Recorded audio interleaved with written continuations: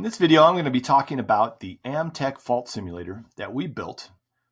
We did this as a partnership with Owensboro Community College out of Kentucky. And this is a physical device that they have in a lab at their college. And what they do there is they teach students how to be a maintenance person for an assembly, for these kinds of machines in assemblies and in plants, right?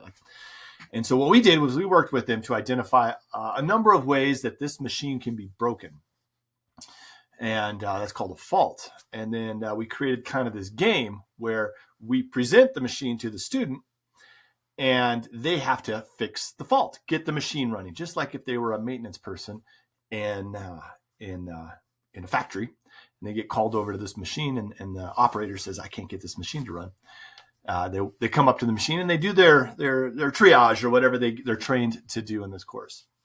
Now, one of the fundamental things you have to do with this machine is turn it on, right? Get it going.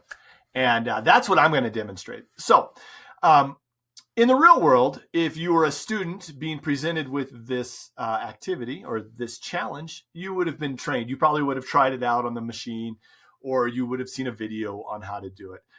This is just for regular people like you and I to know how to start the machine. This is just a cheat sheet on how to start the machine. So you can see I'm in a sim here, and I can rotate it around, I can zoom around, I can navigate, I can look at this machine.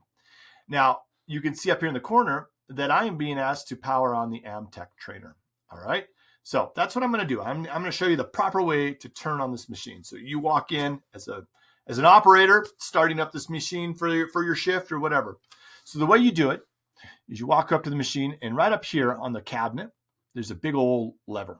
First thing you do is you click on, or you flip that lever up. So we click on that, flips things up, and you'll see some things turn on. That's your main power, right?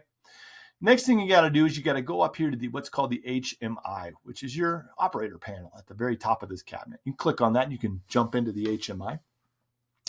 And what you got to do next is, now that you have the machine on, you'll see some stuff up here. The screen is turned on. But what you have to do to get the machine to run is you got to press this button here. You got to turn the master on. That'll turn on. And then you got to flip this to auto. And then finally, you press the auto cycle button. That's the steps. All right. That is how you power this machine on. Now, if there are no faults, everything is good to go, this machine will start to run and do whatever it is that it does. And you can see that we got it to work.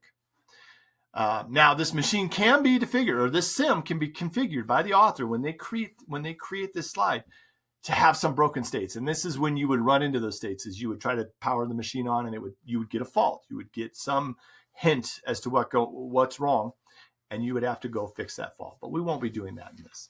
Hope you enjoyed that.